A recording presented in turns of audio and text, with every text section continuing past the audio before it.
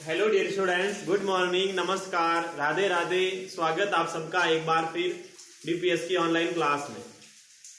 तो आप तैयार हो गए होंगे अपनी पढ़ाई करने के लिए, क्योंकि आपके सर आपको पढ़ाने के लिए आ गए हैं।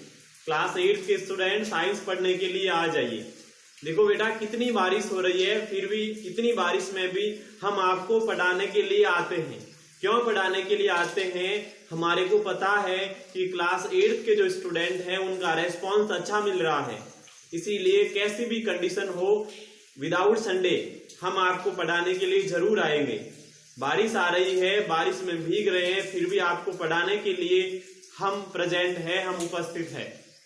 तो आपसे ऐसी मैं मनोकामना करूंगा कि आप ऐसे ही हमारे साथ में खड़े रहिए पढ़ने के लिए, क्योंकि आपको पता है कि स्कूल नहीं खुलने वाले हैं अभी तक। अभी 1-2 दिन पहले ही न्यूज आई है कि 30 सितंबर तक स्कूल बंद ही रहने वाले हैं। इसीलिए आपको पढ़ाई करना है और मैं आपको ऐसे ही पढ़ाता रहूंगा विदाउट संडे। चाहे कितनी भी बारिश आई हो, मैं आपको पढ़ाने के लिए अवश्य आऊंगा। तो आप निकाल लीजिए अपनी बुक और बैठ जाइए पढ़ने के लिए। हम क्या पढ़ रहे थे? हम पढ़ रहे थे सिंथेटिक फाइबर। सिंथेटिक फाइबर में क्या पढ़ रहे थे? तो सिंथेटिक फाइबर में हमने क्या पढ़ा था? पहले तो सिंथेटिक फाइबर्स पढ़ा था, उसके टाइप्स शुरू किए थे। और टाइप्स में पहला टाइप हमने कौन सा पढ़ा था? तो हमने पढ़ा था, कल की क्लास में रेयन पढ़ा था, आर्टिफिशियल सिल्क। आज हम पढ़ने वाले हैं क्या? तो आज हम नायलॉन पढ़ने वाले हैं। तो सबसे पहले 2 और ये है NYLON, नायलॉन। नायलॉन पढ़ना है। देखो बेटा, ये क्या है नायलॉन? ये nylon first fully synthetic fibre है। फर्स्ट फुली सिंथेटिक क्यों? क्योंकि हमने देखो रेयन हमने पढ़ा था, तो रेयन में हमने क्या देखा था कि यह सेमी सिंथेटिक होता है। मैंने आपको बताया था ना, सेमी सिंथेटिक क्यों होता है? सेमी सिंथेटिक क्योंकि उसके अंदर जो सेलुलोज होती है वो पौधों से प्राप्त की जाती है, और अगर पौधों से प्राप्त की जाती है तो वो नेचुरल हो जाती है। इस कारण से वो सेमी सिंथेटिक होता है। अब हम नायलॉन की बात करेंगे। तो नायलॉन क्या होता है? यह भी एक पॉलीमरीकरण होता है, पॉलीमराइजेशन से ही बनता है, यानी कि यह भी पॉलीमर से बना हुआ होता है। किस किस का पॉलीमर होता है? एक तो होता है एपिडिक एसिड, एक होता है हेक्सामेथिलीन डाइएमीन। इस दो मोनोमर का पॉलीमर होता है। 1931 के अंदर इसको फर्स्ट टाइम ऐसे कहूं तो डिस्कवर किया था, इसकी खोज की गई थी। और यह एकदम कोई भी नेचुरल फाइबर इसमें नहीं है, ना तो प्लांट फाइबर है और ना इसके अंदर एनिमल फाइबर है। तो हम बात करते हैं नायलॉन। तो आप नोट करना शुरू कर दीजिएगा। It is a polymer of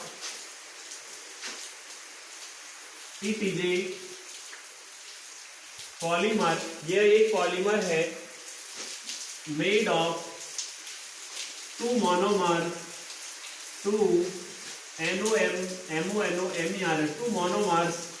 कौन सी है? एक तो है APIDIC एसिड, एपिडिक acid, and hexamethylene diamine. Hexamethylene diamine, एक तो एपिडिक एसिड, एक हेक्सामेथिलीन डाइएमीन। तो by the process of PROCESS process of polymerization, POLYMERIZATION, तो प्रोसेस ऑफ पॉलीमराइजेशन, ठीक है ना? तो ये क्या कहलाता है? इट इज ए पॉलीमर, यह एक पॉलीमर है मेड ऑफ 2 मोनोमर्स, 2 मोनोमर्स का बना हुआ, और उसमें एपिडिक एसिड है एक तो, और एक हेक्सामेथिलीन डाइएमीन के 2 मोनोमर है, और उनसे मिलकर के बना हुआ है। क्या बना हुआ है? तो ये नायलॉन बना हुआ है। उसके अलावा it was a first fully synthetic fibre, it was a first FULLY fully synthetic fibre. यह एक पहला पूर्ण, फुली का मीन्स होता है ओनली, पूर्ण कौन सा है? कि नायलॉन सिंथेटिक है, इसके अंदर कोई भी नेचुरल नहीं है। इस कारण से ये लाइन लिखनी पड़ती है, it was a first fully synthetic fibre, जो कि 1931 के अंदर इसका डिस्कवर किया गया था। उसके अलावा मैं बात करता हूं तो फिर बात करते हैं यूजेज पर। आपसे एग्जाम में पूछा जाएगा तो इतना ही पूछा जाएगा, ज्यादा नहीं पूछा जाएगा। एग्जाम आपको नोट करने हैं आपकी बुक से कौन कौन से होते हैं। जैसे मैं बता देता हूं कि जो टेनिस का रैकेट होता है, टेनिस जो खेलते हैं ना, वो टेनिस का बैट उसको रैकेट कहते हैं।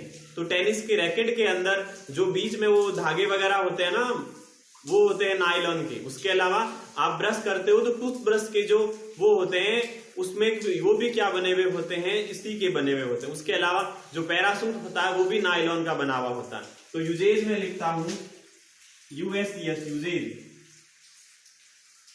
Right from your book. आपकी बुक से नोट करें, और इसमें भी 3 यूजेज है या 4 है, जो भी है ना वो आपको नोट करना है। वॉशर्स है, पुलीज वगैरह है, ठीक है ना। हाउस होल्ड आर्टिकल, जो हमारे घर के अंदर कुछ सामान होते हैं, जैसे कि टूथब्रश हो गया, कंघे वगैरह हो गया, या जिप फास्टनर हो गया, हुक्स वगैरह हो गया, ये सारे क्या होते हैं, ये इसके अंदर यूज किया जाता है नायलॉन का। अब हम बात करेंगे पॉलिस्टर की, बात करेंगे। नंबर 3 पर है पॉलिस्टर, POLYESTERS, पॉलिस्टर। इसकी बात करेंगे तो पॉलिस्टर की बात करेंगे हम। तो फर्स्ट हमने नायलॉन पढ़ा कि it is a polymer made of 2 monomers, 1O एपिटिक एसिड एंड हेक्सामेथिलीन डाइएमीन्स। इसके प्रोसेस से जो पॉलीमराइजेशन होता है उसको क्या कहा जाता है, उसको नायलॉन कहा जाता है। यूजेज मैंने बता दिए हैं, आप अपनी बुक से नोट करिएगा कौन से। जैसे टेनिस का रैकेट होता है, टूथब्रश के अंदर जो हेयर होते हैं, जो बाल होते हैं उसमें, उसके अलावा जो पैरासूट होता है, या फिर उसके अलावा मैंने आपको कंघी वगैरह बताया उसमें पॉलिस्टर होता है, सॉरी नायलॉन होता है, पॉलिस्टर नहीं होता है। अब हम बात करेंगे, और तो बात करेंगे पॉलिस्टर की। सर पॉलिस्टर क्या होता है? तो देखो बेटा, पॉलिस्टर भी क्या होता है, एक फॉर्म्ड कंपाउंड फॉर्म्ड है।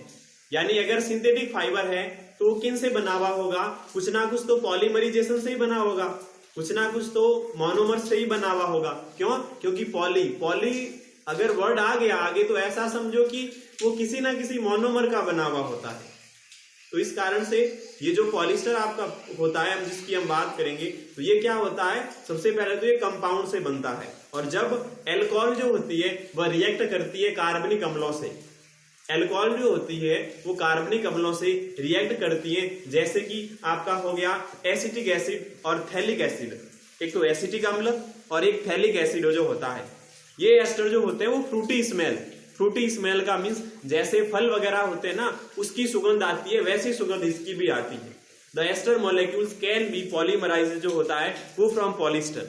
यानी इसके जो मॉलिक्यूल्स होते हैं, एस्टर के मॉलिक्यूल्स, एस्टर के अणुओं की जो चेन होती है या उसके पॉलीमरीकरण से क्या बनता है, तो पॉलिस्टर बनता है।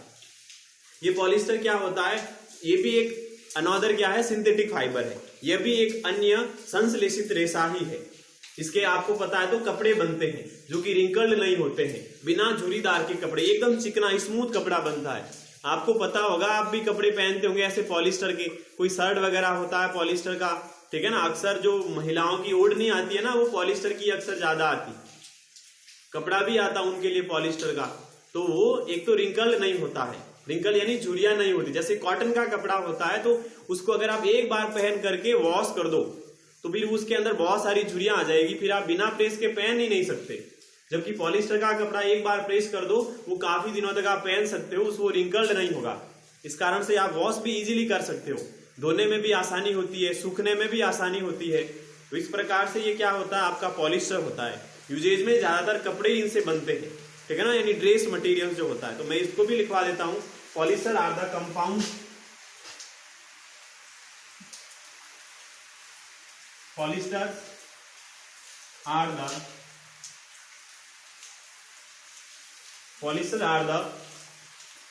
Compound formed. ये भी कंपाउंड से बनता है।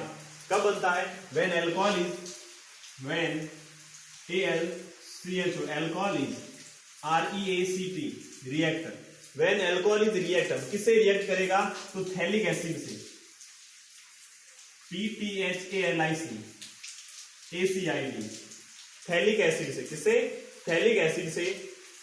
तो इसके बाद में क्या होता है कि द एस्टर हैव, इसे एस्टर बनता है, the ester have the esters have fruity smell, SNELL, इसकी फ्रूटी स्मेल आती है। The ester molecules can be the ESTER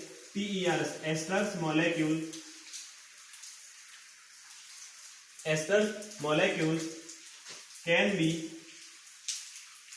POLY polymerized, MERISED polymerized from polyester to form polyester।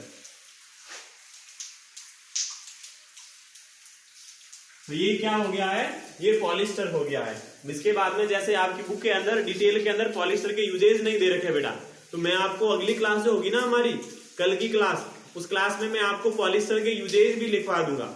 आपकी जो book है आपके पास एडवाइजर की, उसमें पॉलिस्टर ज्यादा बड़ा नहीं दे रखा है, 4 या 5 रोज है उसके अंदर, यानी कि मैं कहूँ तो 4 या 5 लाइन्स है उसके अंदर जिसमें यूजेज नहीं दे रखा है। तो वो यूजेज में आपको क्या करूंगा, जो भी हमारी नेक्स्ट क्लास होगी ना उस क्लास में मैं आपको प्रोवाइड करवा दूंगा। क्या प्रोवाइड करवा दूंगा, तो आपको पॉलिस्टर्स के यूजेज प्रोवाइड करवा दूंगा। तो आज हमने देखो बेटा 2 सिंथेटिक फाइबर पढ़े, एक पढ़ा नायलॉन और एक पढ़ा पॉलिस्टर।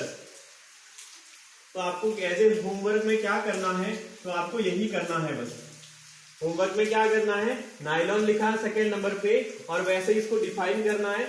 और यूजेज मैंने आपको बोला राइट फ्रॉम योर बुक, आपकी बुक से नोट करें, आपकी बुक में लिखे हुए उसके यूजेज, तो आपको अपनी बुक में ऐसे नोट करना है इसके यूजेज। फिर उसके बाद में थर्ड है पॉलिस्टर्स, तो उसके बाद में पॉलिस्टर्स आपको ये डेफिनेशन लिखनी है और पॉलिस्टर का यूजेज जो हमारी नेक्स्ट क्लास होगी उस नेक्स्ट क्लास में सबसे पहले आपको मैं यही लिखवाऊंगा, पॉलिस्टर के यूजेज लिखवाऊंगा।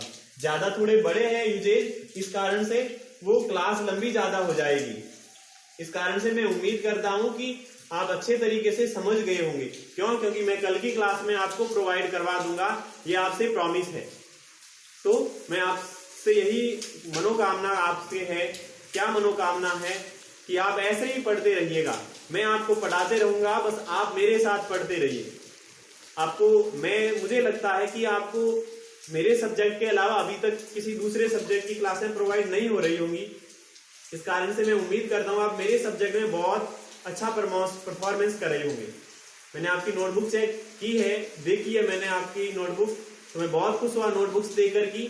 जैसे ऑफलाइन क्लास के अंदर आप काम करते हो वैसा वैसा आप काम आपने ऑनलाइन क्लासेस मोबाइल से देख करके भी किया है।